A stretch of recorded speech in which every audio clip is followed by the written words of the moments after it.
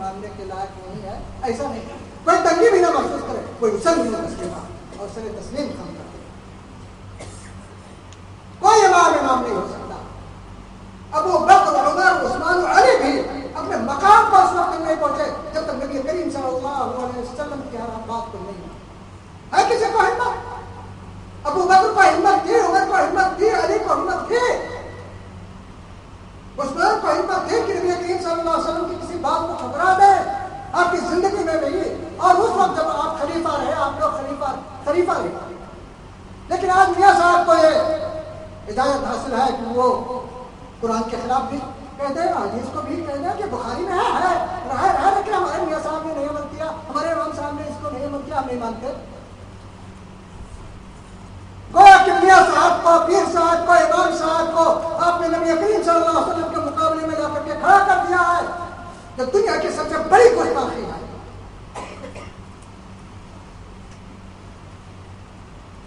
اور اس کے بعد ہم کہیں کہ نہیں ہم آگے سب نہیں رہیں گے، آپ پیچھے سب نہیں رہنے کے لائق، ہم لوگ پیچھے سب نہیں رہنے کے لائق، دنیا میں منہ دکھانے کے لائق نہیں ہے۔ وہ کم ہیں جنہوں کو ہمت نہیں ہو رہی تھی کہ آپ کی طرف نگاہ اٹھا کر کے دیکھ سکیں، آج لوگ کہنا آپ ہمارے ڈر کے آج نگاہ نہیں اٹھا رہے ہیں۔ آپ زوال بغداد کی داستان پڑھیے، جب تاتاریوں نے بغداد پہ حملہ کیا تو اس وقت ذلت و خاری اتنی پھیل گئی تھی کہ ایک عورت گلی میں آئی اور دیکھا کہ 100 لوگ اس میں موجود ہیں اور ایک ایک کو قتل کیا اور کسی کا ہاتھ نہیں اٹھا۔ تاتاری کہتا تھا کہ اپنا سر یہ پتھر ہے اس پہ رکھے رہو، لیٹے رہو، میں ابھی تلوار لے کر کے آتا ہوں تب قتل کروں گا۔ ہمت نہیں ہوتی تھی تو اس سر اٹھا لیتا، اتنی ذلت و خاری یہ ہے۔ الحمدللہ ابھی وہاں تک معاملہ نہیں، لیکن ہو گیا ہے کہیں پر۔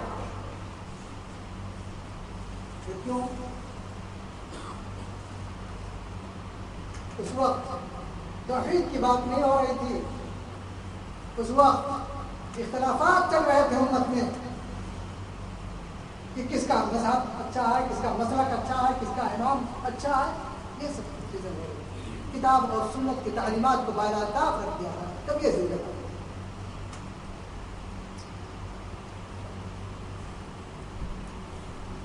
اس وقت کی تاریخ لکھنے والے نے ابن نصیر میں لکھا ہے، کاش کہ میری ماں نے نہ جنم دیا ہوتا، کاش کہ میں یہ واقعات نہ سنتا، کاش کہ میں کس دل سے ان واقعات کو لکھوں۔ یہ لکھا ہے، یہ سب لکھ کر کے لکھا ہے۔ اور آج کا مولوی کیا لکھا ہے؟ اپنے گھر میں اپنی عزت و آبرو محفوظ نہیں ہے۔ ہمیں پہلے اپنے آپ کو بدلنا۔ اللہ تعالیٰ نے الذین جاہدوا فینا لنہدینہم سبلنا، جو لوگ کوشش کریں گے ہم انہیں ہدایت دیں گے۔ وہ اس آیت کا ترجمہ تو وہ مفہوم غلط سمجھا جا رہا ہے کہ ان اللہ لا یغیر ما بقوم حتی یغیروا ما بانفسہم۔ لوگ یہ سمجھتے ہیں کہ جب تک ہم نہیں بدلیں گے جب تک اللہ نہیں بدلے گا۔ نہیں، یہ غلط ترجمہ اور غلط تفسیر ہے جو بڑے بڑے علماء بھی اس کو کر ڈالتے ہیں۔ اس کا اقبال نے بھی اسی کا ترجمہ، خدا نے آج تک اس قوم کی حالت نہیں بدلی، نہ ہو جس کو خیال خود اپنی حالت کے بدلنے کا۔ یہ غلط ترجمہ ہے۔ اس کی جگہ پہ یہ ہوگا الذین جاہدوا فینا لنہدینہم سبلنا، اور اس کا معنی یہ ہے جس میں دوسری آیت میں اس کی تفسیر ہے، پڑھے لکھے لوگ کے لیے آئی ہے کہ اللہ تعالیٰ نے جو نعمتیں اتاری ہیں انسان پہ، ان کو اگر وہ خود نہیں بدلے گا تو اللہ تعالیٰ اس کو نہیں بدلے گا، اس کو برقرار رکھے گا۔ اس کا معنی یہ ہے۔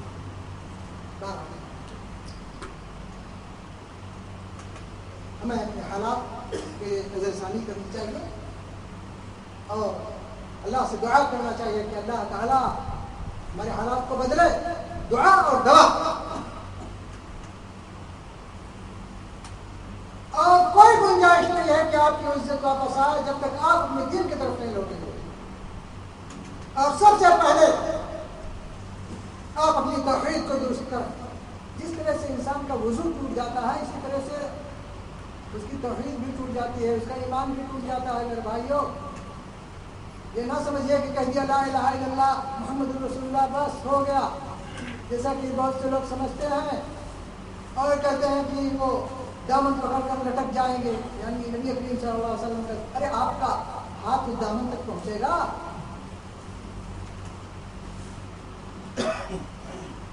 آج ہماری امت خرافات میں ہو گئی، یہ امت خرافات میں ہو گئی،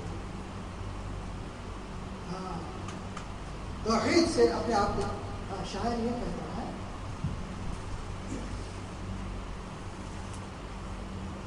اگر باب اجابت بند ہو جائے تو کیا غم ہے، اگر باب اجابت اور قبولیت کا دروازہ بند ہو جائے تو کیا غم ہے، اور لاکھوں کا مجمع اور اس میں شعر پڑھ رہا ہے، اللہ تعالیٰ کی قدرت کو چیلنج کر رہا ہے، اگر باب اجابت بند ہو جائے تو کیا غم ہے، کھلا رہتا ہے دروازہ معین الدین چشتی کا۔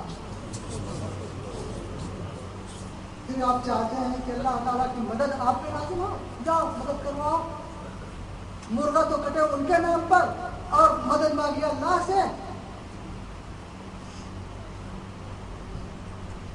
یہ امت یہ کافر نہیں ہے، اپنے کو مسلمان کہنے والے لوگ ہیں، کرے غیر اس کی پوجا تو کافر، بنائے جو بیٹا خدا کا تو کافر، جھکے آپ پر بہر سجدہ تو کافر، کواکب میں مانے کرشمہ تو کافر، مگر مومنوں پر کشادہ ہے راہ ہے، پرستش کرے شوق سے جس کی چاہے، وہی کام کافر کرے تو کافر، اور وہی کام آپ کرے تو بہت پکے سب سے سستا۔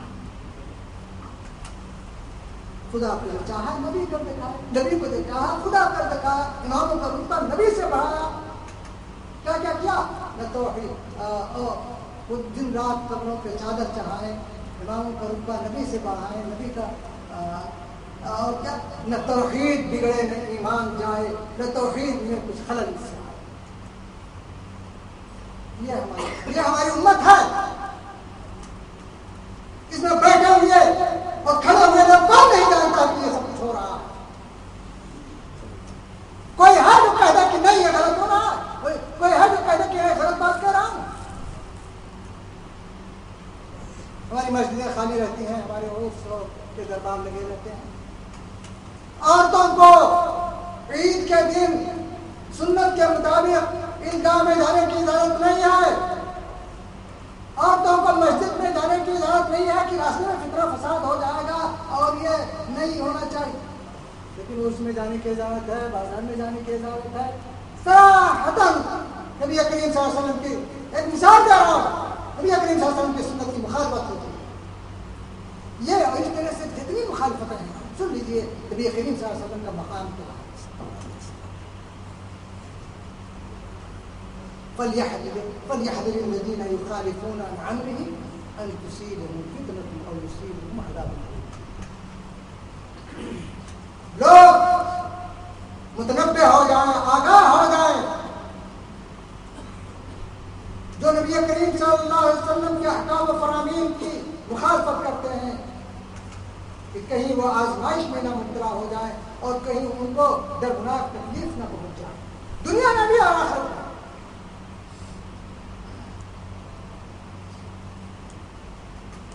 اس کے بعد بتائیے کتنی بڑی بدنصیبی ہماری کہ ہمارے پاس جو بھی چیز ہے ہمارے معبود سے لے کر کے اور اس کی پوری کائنات، اس کی کتاب، اس کا رسول اور ان کی باتیں،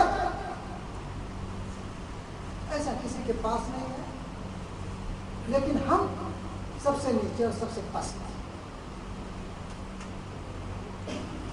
آج دنیا اسلام کی طرف مائل ہے، لیکن اگر ہمیں دیکھ کر کے کوئی کسی کو اسلام لانا ہو تو بالکل بھاگ جائے۔ وہ تو اللہ کی کتاب پڑھ کر کے، نبی کریم صلی اللہ علیہ وسلم کی سنتوں کو پڑھ کر کے اسلام لے آتے ہیں، اسلام کی تاریخ کو، سنہری تاریخ کو پڑھ کر کے اسلام لے آتے ہیں، ورنہ اگر ہمارے اخلاق و آداب کو دیکھ کر کے ایمان لانا ہو تو کوئی ایمان نہیں آئے۔ ہمارے معاملات خراب، ہماری عبادت خراب، ہماری توحید خراب، تو ہماری حالت کیسے اچھی ہو جائے گی؟ آج اسلام لانے والے پوچھتے ہیں کہ ہمیں وہ اسلام بتائیے جو نبی کریم صلی اللہ علیہ وسلم کے زمانے میں تھا، اختلاف امت سے پہلے تھا. یہ ہم اسلام نہیں چاہتے کہ حنفی نے کہا، شافعی نے کہا، مالکی نے کہا، حنبلی نے کہا. بڑے بڑے انٹلیکچوئلس، ڈاکٹرس، انجینئرس، بڑے بڑے لوگ مسلمان ہوتے ہیں. یہ پوچھتے ہیں ہمیں وہ اسلام بتاؤ، یہ نہیں کہ حنفی کے مطابق یہ ہے، شافعی کے مطابق یہ ہے، حنبلی یہ کہتے ہیں اور مالکی یہ کہتے ہیں. ہمیں اسلام کی ضرورت نہیں، اختلاف امت سے پہلے کا اسلام بتاؤ. I want to know about the controversial period of Islam. پہلے کا اسلام بتاؤ. وہ اسلام کس کے پاس ہے میرے بھائی؟ وہ کہاں پہ ہے؟ وہ اللہ کی کتاب اور نبی کریم صلی اللہ علیہ وسلم کی سنت، بخاری، مسلم، ابو داؤد، ترمذی، نسائی، ابن ماجہ میں پڑھو. وہ پیر صاحب اور میاں صاحب اور اس کے دربار میں نہیں ہے، وہ نبی کریم صلی اللہ علیہ وسلم کے دربار میں. آپ کے پاس سب کچھ بہتر، لیکن ہم اور آپ خراب، کیونکہ عمل سے زندگی بنتی ہے، جنت کی تعمیر.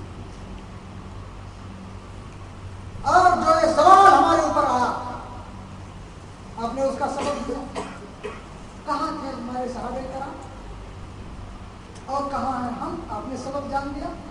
وہ اسلام کے لیے زیادہ تھے اور ہم اسلام سے دور.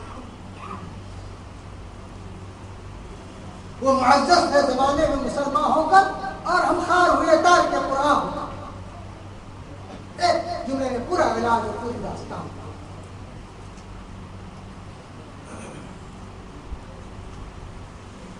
قوت فکر و عمل پہلے فنا ہوتی ہے، پھر کسی قوم کی شوکت پہ زوال ہوتا ہے.